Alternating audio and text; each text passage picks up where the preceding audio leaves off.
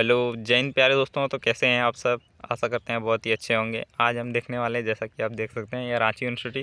आप लोगों को कमेंट करके बताने बोले तो आप लोग बहुत लोगों ने रिस्पांस दिया कि रांची यूनिवर्सिटी का सिलेबस कराइए। तो आज लेके आ गए हैं रांची यूनिवर्सिटी का सिलेबस। देख सकते हैं AEC कोर्स है सेमेस्टर 2। सेमेस्टर 2 के लिए, सेमेस्टर 1 और सेमेस्टर 2 के लिए दोनों के लिए सेम रहता है। जो सेमेस्टर 1 में इंग्लिश रहेगा उसके लिए हिंदी। या सभी यूनिवर्सिटी में, झारखंड के सभी यूनिवर्सिटी के लिए यह नियम लागू रहता है। तो चलिए देखते हैं। यहाँ देख सकते हैं इकाई 1 में आपको क्या पढ़ना है। बापू जो एक कविता है और लिखा है किसने? दिनकर ने। दिनकर कवि हैं रामधारी सिंह दिनकर। और इकाई 2 में पढ़ना है परिभाषिक शब्दावली, व्यवहारिक हिंदी, कार्यलयी हिंदी, वित्तीय हिंदी और तकनीकी हिंदी। इन सब के विषय में पढ़ना है। चलिए आगे बढ़ते हैं। यहाँ से क्वेश्चन शुरू हो जाते हैं। जैसा कि आप यहाँ क्वेश्चन देख सकते हैं। यहाँ से क्वेश्चन VVI क्वेश्चन पहले यूनिट 1 का करते हैं। क्वेश्चन नंबर पहला है, बापू कविता के रचयिता कौन है? तो बापू कविता के रचयिता कौन है? उत्तर बी हो जाएगा, रामधारी सिंह दिनकर। चलिए आगे बढ़ते हैं क्वेश्चन नंबर 2 की ओर। बापू कविता किस महान व्यक्तित्व को समर्पित है? यानी जो बापू कविता लिखा है वो किसको समर्पित है? तो इसका आंसर क्या हो जाएगा? महात्मा गांधी। क्वेश्चन नंबर 3 है, बापू कविता में गांधी जी को किस रूप में चित्रित किया गया है? तो बी नंबर हो जाएगा, संत के रूप में। क्वेश्चन नंबर 3 है, गांधी जी का प्रमुख सिद्धांत क्या है? गांधी जी का प्रमुख सिद्धांत क्या था?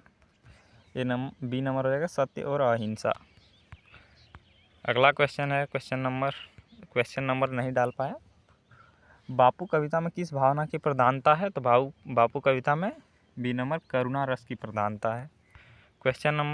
अगला क्वेश्चन है, दिनकर जी को किस नाम से जाना जाता है? दिनकर जी को राष्ट्र कवि। ये आप लोग याद रखिएगा कि राष्ट्र कवि का उपाधि किस कवि को दिया गया था? तो आप लोग मार दिएगा, रामधारी सिंह दिनकर। क्वेश्चन नंबर अगला है, बापू कविता में गांधी जी के जीवन को कौन सा पक्ष उभरा है? तो इसका आंसर क्या हो जाएगा? ए नंबर, सादगी का जीवन। क्वेश्चन नंबर, गांधी जी का पूरा नाम क्या था? तो ये सब जानते होंगे, मोहनदास करमचंद गांधी। क्वेश्चन नंबर अगला है, गांधी जी का जन्म कहाँ हुआ? तो इसका आंसर क्या आ जाएगा? बी नंबर, पोरबंदर, गुजरात में हुआ था। अगला क्वेश्चन है, गांधी जी का जन्म कब हुआ? तो इसका आंसर क्या आ जाएगा? 2 अक्टूबर 1869। और मृत्यु कब हुआ? 30 जनवरी 1948। तो ये सब आप लोग याद रख लिए, क्योंकि एक ही कविता है और गांधी जी के जीवनी पर आधारित है। तो क्या पूछ सकता है? गांधी जी के जीवनी के बारे में ऑब्जेक्टिव पूछेगा। ऐसा नहीं न कि इसका जो गांधी जी के जीवनी के विषय में संबंधित ही क्वेश्चन बनेंगे। गांधी जी ने किस आंदोलन का नेतृत्व किया? तो इसका आंसर क्या आ जाएगा? इन सभी का। स्वदेशी आंदोलन का नेतृत्व किया था, असहयोग का किया था, नमक सत्याग्रह का। अगला क्वेश्चन है, बापू कविता में कवि ने किस मूल्य पर बल दिया? तो इसका आंसर क्या हो जाएगा? सी नंबर, सत्य पर बल दिया। आगे बढ़ते हैं। क्वेश्चन नंबर अगला है, दिनकर जी का जन्म किस राज्य में हुआ? तो इसका आंसर क्या हो जाएगा? बिहार में। अगला क्वेश्चन है, दिनकर जी की प्रसिद्ध उपाधि क्या है? तो क्या है? बी नंबर, राष्ट्र कवि। इसको उपाधि दिया था राष्ट्र कवि का दिनकर जी को। गांधी जी को राष्ट्रपिता किसने कहा था? तो किसने कहा था? सुभाष चंद्र बोस। गांधी जी को राष्ट्रपिता सुभाष चंद्र बोस ने 1942 में बोला था, जब भारत छोड़ो आंदोलन शुरू किया था। बापू कविता में कवि का भाव कैसा है? तो इसका आंसर क्या आ जाएगा? बी नंबर, श्रद्धामय। अगला क्वेश्चन है, गांधी जी का जीवन किसका प्रतीक है? तो इसका आंसर क्या हो जाएगा? बी नंबर, त्याग और सेवा का। क्वेश्चन नंबर अगला है, बापू कविता में कवि ने किसकी निंदा की है? तो इसका आंसर क्या आ जाएगा? बी नंबर, हिंसा की निंदा की है। क्वेश्चन नंबर अगला है, गांधी जी का प्रमुख हथियार क्या था? तो क्या था? सी नंबर हो जाएगा, सत्याग्रह। क्वेश्चन नंबर अगला है, बापू कविता का मुख्य उद्देश्य क्या है? तो बापू कविता का मुख्य उद्देश्य गांधी जी के आदर्शों का प्रचार करना है। गांधी जी की मृत्यु कब हुई? तो कब हुई थी? 30 जनवरी 1948। गांधी जी की हत्या किसने की? तो नाथूराम गोडसे ने। आगे बढ़ते हैं। क्वेश्चन नंबर अगला है, दिनकर जी की अन्य प्रसिद्ध रचना कौन सी है? तो इसका आंसर क्या हो जाएगा? ऋष्मरथी। आगे बढ़ते हैं, क्वेश्चन नंबर अगला है, बापू कविता में किसका संदेश दिया गया है? तो किसका संदेश दिया गया है? बी नंबर, सत्य और प्रेम अपनाओ। क्वेश्चन नंबर देख सकते हैं, बापू कविता किस प्रकार की रचना है? सी नंबर हो जाएगा। और बापू कविता में किस प्रकार की रचना है? कहानी है या नाटक है या कविता है? तो क्या हो जाएगा? कविता है। और यूनिट 2 के क्वेश्चन शुरू होते हैं, वीवीआई क्वेश्चन आंसर है। चलिए आगे बढ़ते हैं। अगला पहला है, यहाँ आप लोग यूनिट 2 में क्या पढ़ना था? जैसे कि आप लोग को सिलेबस होता है, परिभाषिक, वित्तीय, इस सब के विषय में पढ़ना था। तो परिभाषिक शब्दावली का संबंध किससे है? तो इसका आंसर क्या हो जाएगा? परिभाषिक शब्दावली का संबंध विषयों के शब्दावली, विशेष विषयों के शब्दावली। अगला क्वेश्चन है, परिभाषिक शब्दावली का प्रयोग मुख्यतः कहाँ होता है? तो परिभाषिक शब्दावली का प्रयोग विशेष ज्ञान क्षेत्रों में होता है। क्वेश्चन नंबर अगला है, संविधान शब्द किस प्रकार का शब्द है? तो यह परिभाषिक शब्द है। अगला क्वेश्चन है, परमाणु शब्द किस क्षेत्र की परिभाषिक शब्दावली है? तो यह विज्ञान क्षेत्र की परिभाषिक शब्दावली है। परिभाषिक शब्दावली की प्रमुख विशेषता क्या है? तो इसमें क्या होता है? अस्पष्टता होती है, अस्पष्टता नहीं होगा। इसका आंसर क्या हो जाएगा? एकार्थकता। प्रोटॉन और न्यूट्रॉन किस प्रकार के शब्द हैं? तो प्रोटॉन और न्यूट्रॉन आप क्लास 10 में या 9 में शुरुआत हो जाता है, तो यहाँ पढ़ेंगे से, या तो साइंस का है, तकनीकी और वैज्ञानिक। परिभाषिक शब्दावली का निर्माण किस उद्देश्य से होता है? तो इसका आंसर क्या आ जाएगा? बी नंबर, सटीक अर्थ देने हेतु।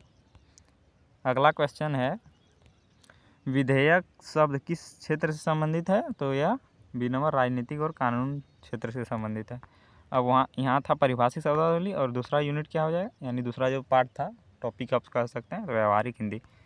तो पहला क्वेश्चन है, व्यवहारिक हिंदी का प्रयोग कहाँ होता है? तो इसका आंसर क्या हो जाएगा?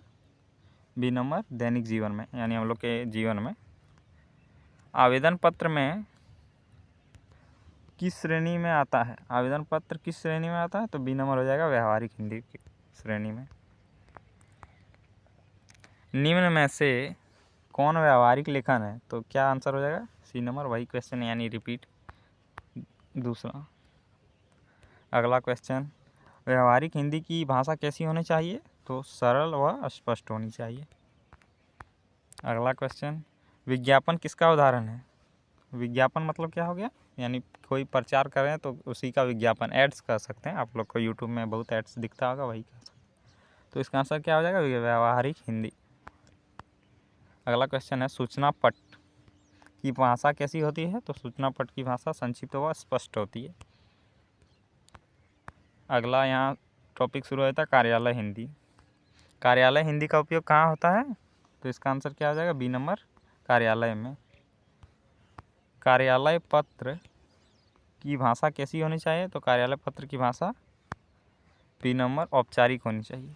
औपचारिक को इंग्लिश में क्या कहते हैं? फॉर्मल। और फॉर्मल लेटर कार्यालय के लिए ही प्रयोग किया जाता है। चलिए आगे बढ़ते हैं, नोट शीट शब्द किससे संबंधित है? तो इसका आंसर क्या हो जाएगा? कार्यालय से, बी नंबर। अगला क्वेश्चन है, कार्यालय हिंदी की विशेषता क्या है? तो कार्यालय हिंदी की विशेषता स्पष्टता और औपचारिकता है। आगे बढ़ते हैं, कार्यालय आदेश किसका उदाहरण है? तो बी नंबर क्या हो जाएगा? कार्यालय हिंदी का उदाहरण है। कार्यालयी पत्र में अंत में क्या लिखा जाता है? तो ए नंबर हो जाएगा, धन्यवाद। अगला क्वेश्चन है, परिपत्र में किस प्रकार का दस्तावेज है? तो इसका आंसर क्या हो जाएगा? बी नंबर, कार्यालय पत्र। अगला टॉपिक शुरू होता है, वित्तीय हिंदी। वित्तीय हिंदी यानी पैसा से रिलेटेड। बजट शब्द किससे संबंधित है? तो यह वित्तीय से संबंधित है। राजस्व को इंग्लिश में क्या कहते हैं? रेवेन्यू शब्द किस क्षेत्र से का है? तो यह भी वित्तीय क्षेत्र का हो जाएगा, बी नंबर। लेखा जोखा किसका उदाहरण है? तो यह भी वित्तीय हिंदी का उदाहरण हो जाएगा। इसी प्रकार आप लोग के एग्जाम में दे देगा आप लोग को उदाहरण, और पूछ लेगा या कौन सा हिंदी है, व्यवहारिक या राजनीतिक, या पूछ सकता है वित्तीय या कार्यालय हिंदी। तो यहाँ क्या है, चालान शब्द किससे संबंधित है? यानी चालन शब्द का संबंध किससे है? तो बी नंबर धन लेन देन से। आय और व्यय शब्द किस क्षेत्र से जुड़े हैं? तो यह वित्तीय क्षेत्र से जुड़े हैं। अगला क्वेश्चन करते हैं, कर शब्द का किसका उदाहरण? कर शब्द किसका उदाहरण है? ए नंबर हो जाएगा वित्तीय शब्द। कर को क्या कहते हैं? टैक्स। ऋण, ऋण शब्द का संबंध किससे है? तो ऋण शब्द का संबंध बी नंबर उधार धन से है। अगला टॉपिक सो था तकनीकी हिंदी। तकनीकी हिंदी का संबंध किससे है? बी नंबर हो जाएगा तकनीकी से। कंप्यूटर शब्द किस प्रकार का है? तो कंप्यूटर तकनीकी शब्द है। आगे बढ़ते हैं, सॉफ्टवेयर किस क्षेत्र का शब्द है? तो यह भी तकनीकी हो जाएगा। तकनीकी हिंदी की भाषा कैसी होती है? तो ये इसका आंसर क्या आ जाएगा? बी नंबर सटीक व स्पष्ट, प्रिसाइज एंड क्लियर। चलिए आगे बढ़ते हैं, इंटरनेट शब्द किससे संबंधित है? तो यह भी हो जाएगा तकनीकी। हार्डवेयर किसका उदाहरण है? तो यह भी कौन सा हार्डवेयर किसका उदाहरण हो जाएगा? यह हो जाएगा तकनीकी शब्द हो जाएगा। तकनीकी शब्द का उदाहरण है हार्डवेयर। डेटा शब्द किस क्षेत्र से संबंधित है? डेटा क्षेत्र बी नंबर रहेगा तकनीकी क्षेत्र। तकनीकी हिंदी का मुख्य उद्देश्य क्या है? सटीक तकनीकी जानकारी देना। और यहाँ से अधिसूचना शब्द किस श्रेणी में आता है? या लास्ट टॉपिक से क्वेश्चन है, अधिसूचना शब्द किस श्रेणी में आता है? तो अधिसूचना बी नंबर हो जाएगा कार्यालय हिंदी में आता है। अगला क्वेश्चन है, ब्याज शब्द किस क्षेत्र से संबंधित है? तो इसका आंसर क्या हो जाएगा? बी नंबर वित्तीय हिंदी। अगला क्वेश्चन है, प्राविधिक शब्द का अर्थ है? तो प्राविधिक शब्द का अर्थ क्या है? बी नंबर तकनीकी। तकनीकी को इंग्लिश में दे सकता है टेक्निकल। अगला क्वेश्चन है, पारिभाषिक शब्दावली का सबसे बड़ी विशेषता क्या है? तो इसका आंसर क्या आ जाएगा? सी नंबर निश्चित एवं स्पष्ट अर्थ। यहाँ शायद क्वेश्चन खत्म हो गए। लगभग 65 क्वेश्चन फिक्स है, 65 क्वेश्चन थे। आप लोग चाहते हैं तो काउंट कर सकते हैं।